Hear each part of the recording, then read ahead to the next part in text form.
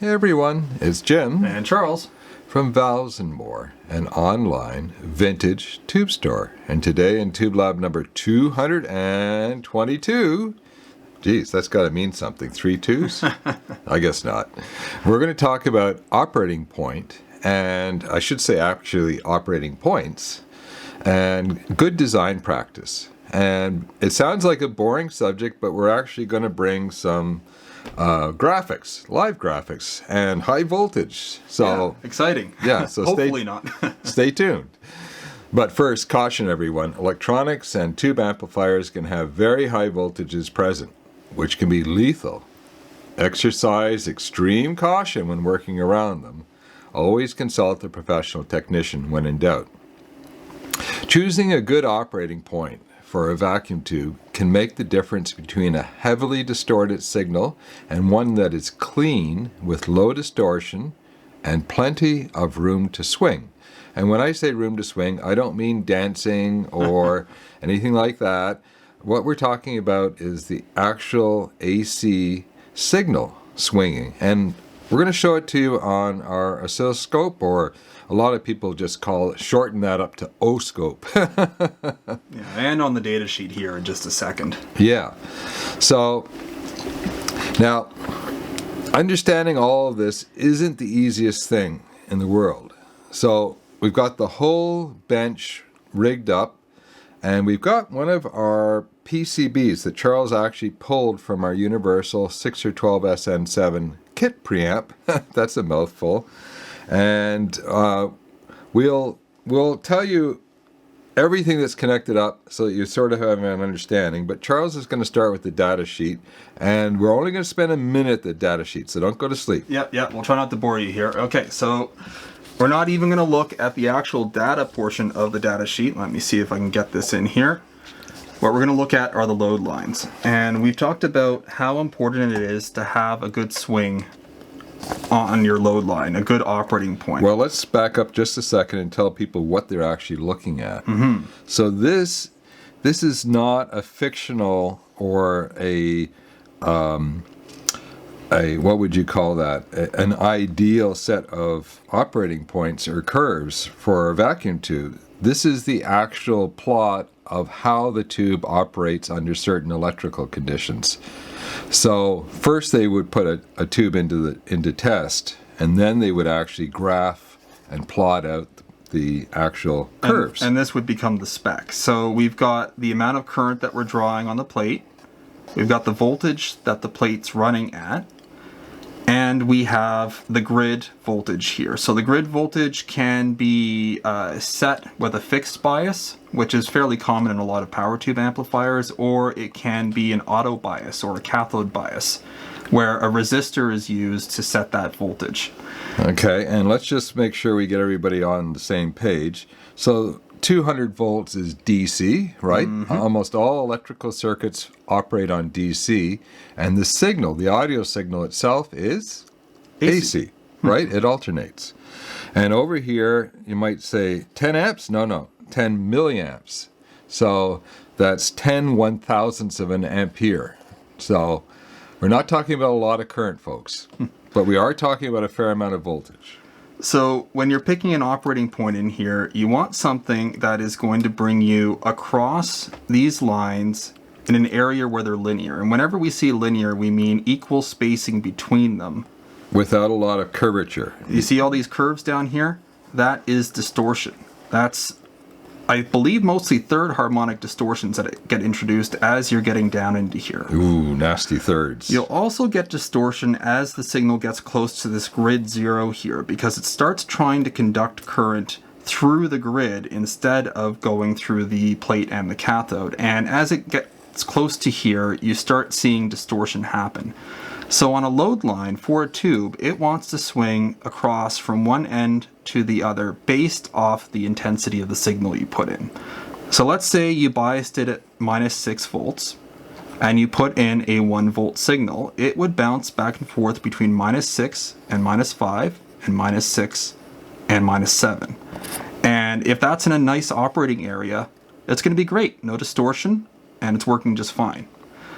But what we're seeing lately, though, is some amp manufacturers are running the plates at very, very low voltages so they can get away with inexpensive power supplies or switch modes.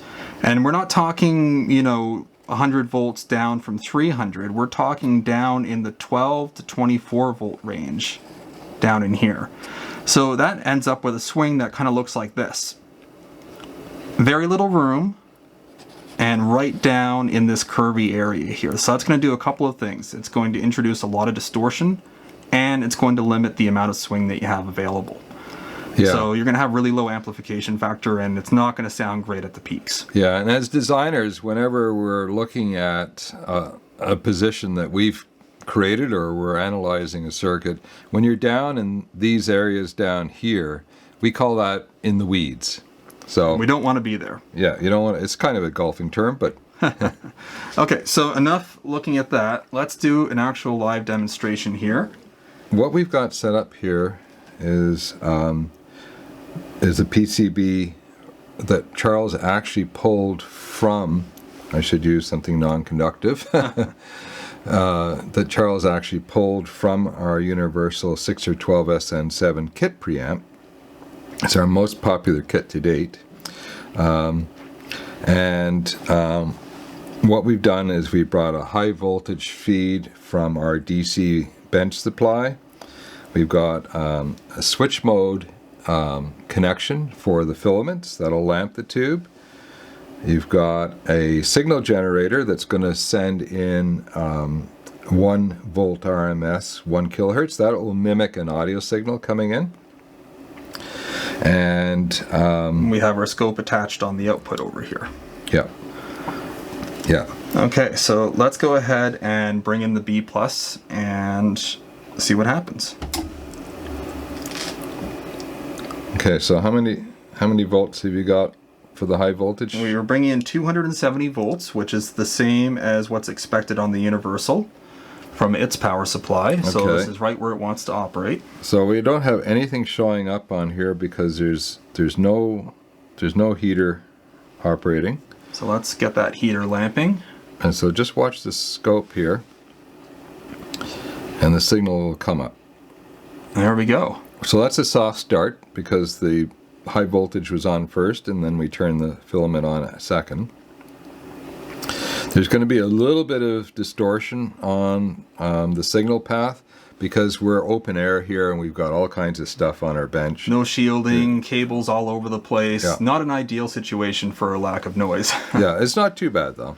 Mm-hmm. Okay, and so you've got a volt coming in, and what have we got coming out? We got 6.75 and a nice clean sine wave.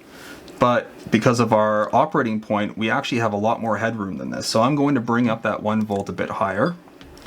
And let's adjust this to make up for it. And that's about the highest that we can bring it right now with this probe. And I'm sending in 4 volts RMS, and we're getting almost 27 out. Yeah. So and it's nice and clean. That's excellent.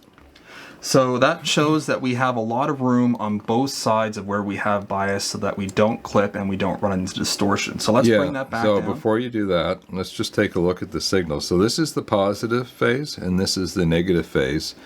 And if you had problems with the operating point, either on the negative phase or the positive phase, you could clip on the negative phase and be fine on the positive phase, or you could be clipping on both phases. And clipping is whenever you see it sort of start rounding off a little more. That's a soft clip, and then a hard clip is where it just goes to a flat line and then it comes back up or down. Well, I think we're going to show that, aren't we? Yeah, we'll see it in a second here. So let's bring this back down to its normal 1 volt input, which is sort of the optimal standard input for most audio equipment. And we're looking good here. Yeah, I mean, a CD player will have a nominal output of 2 volts RMS, but you'll almost never see anything over 1 volt. Mm-hmm. So we're going to bring this down, and because we're in a really nice linear area with lots of room on both sides, it's going to take a little while until we actually see a significant difference. So you're lowering the high voltage or the plate voltage, right? Yep. So, otherwise known as the B+. Exactly, yeah, lots of different terms for it here. So we're down at 200 volts from 270 now, and still we're not really seeing much of a difference.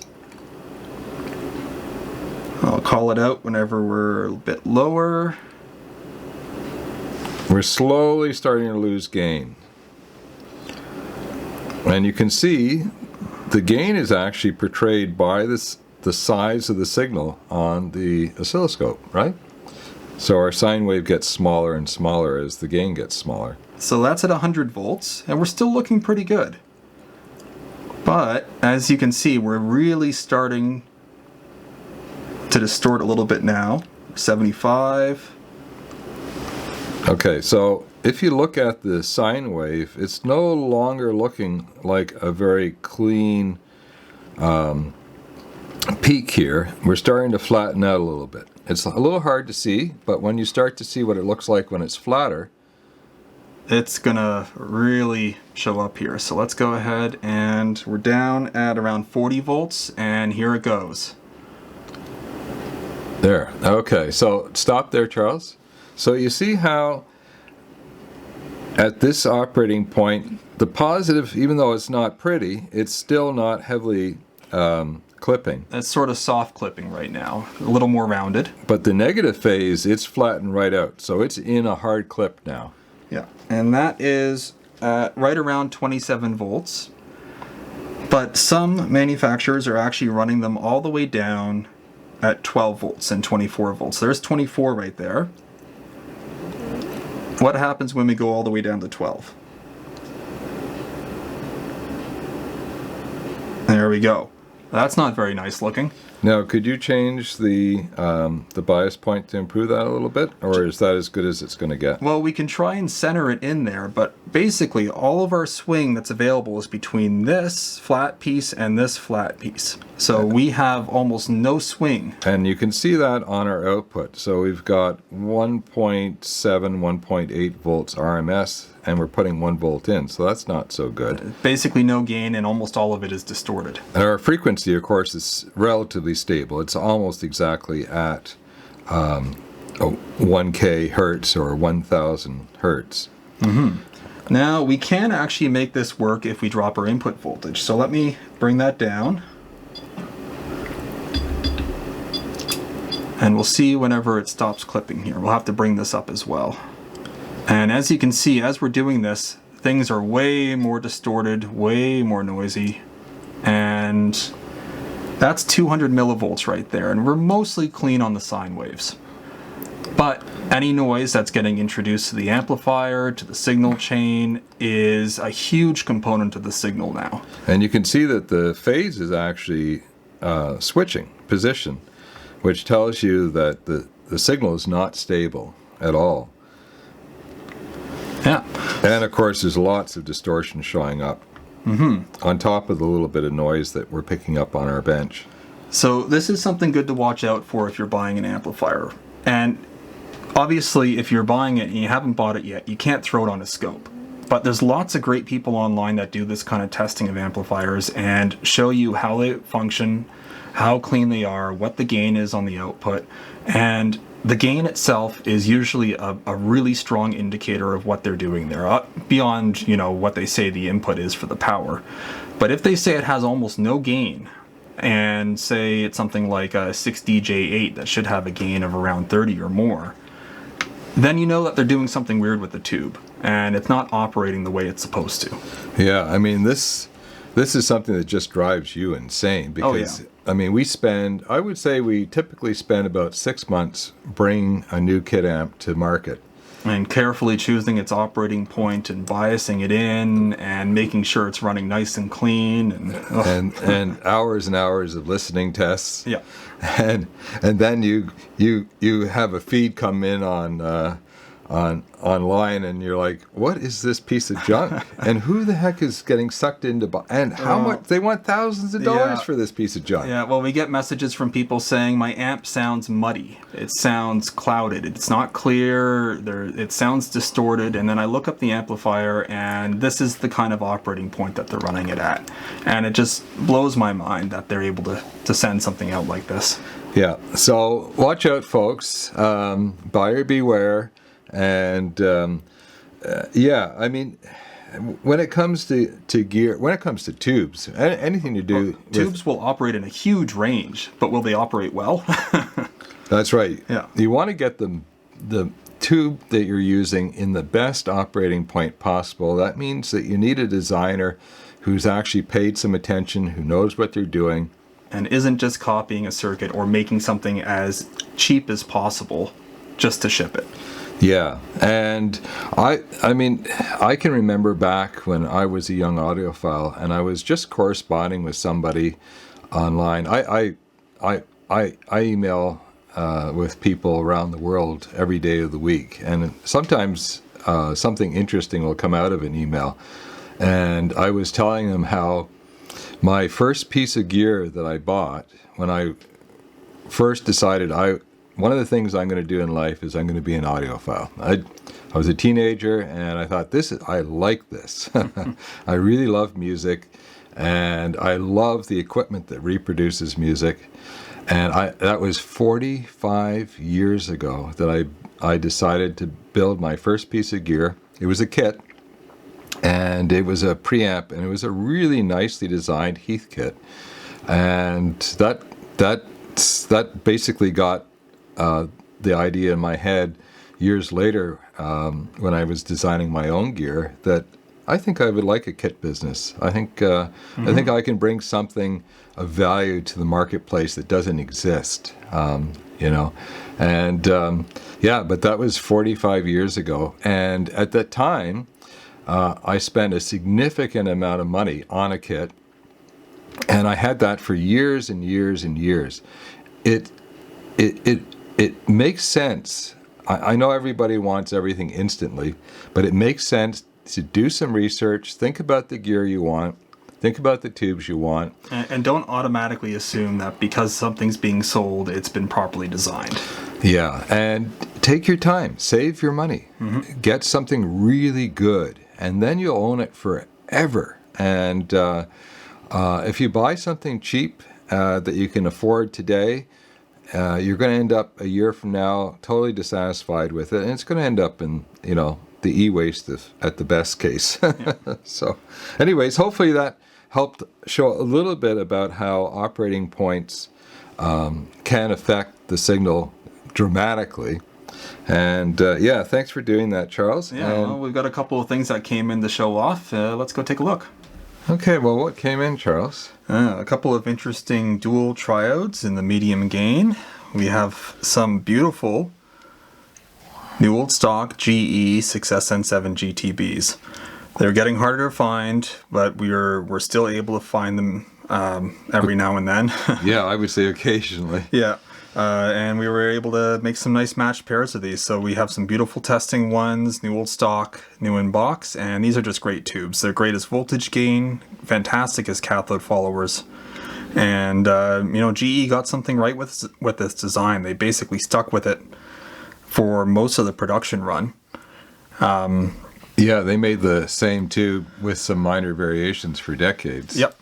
Yeah, basically just the base and the getter design changed. And over here we have some Sylvania Philips 5814s. And the 5814 is a 12AU7 equivalent. So they're neat little tubes. They've got that sort of classic Sylvania box plate on them. And these are very late production tubes. Let's see on the boxes. We've got one from 1979 and one from 1982. That's pretty much near the end of the second tube era. Yeah, I think the plant closed in 82, so that might be one of the last tubes off the line. And these are great tubes. They're tight testing, they're great sounding, and they're a fantastic alternative for a 12AU7. And we actually have a decent number of new old stock, new in box, tight matched pairs available of them. Yeah, okay. Well, thanks for showing those off, Charles. And if you stayed to the very end, here's some discount codes to help you out. Today is actually the last day of our impromptu tariff sale. And boy, did we get slammed. I had no idea so many people were concerned about paying an extra 25%. Or maybe they just wanted 15% off. Yeah. Well, however it works, we gave everybody a chance to get out ahead of what looks to be like a really messy situation as far as tariffs and counter tariffs. God, I thought, when I was younger, we used to have duties and tariffs. And when free trade came in, everybody breathed a sigh of relief. And it looks like we're going all the way back to that era anyways.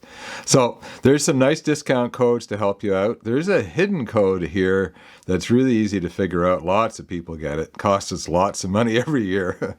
But you hear me laughing, but I actually take great joy in seeing returning customers, and we have a lot of returning customers. And people who watch the YouTube channel, of course, grab the Cheers codes as well.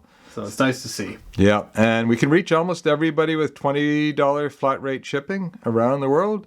But if your order is $150 or more after discount, the shipping's on us, folks. Stay safe, everyone. This is Jim. And Charles. Signing off. Cheers, everyone.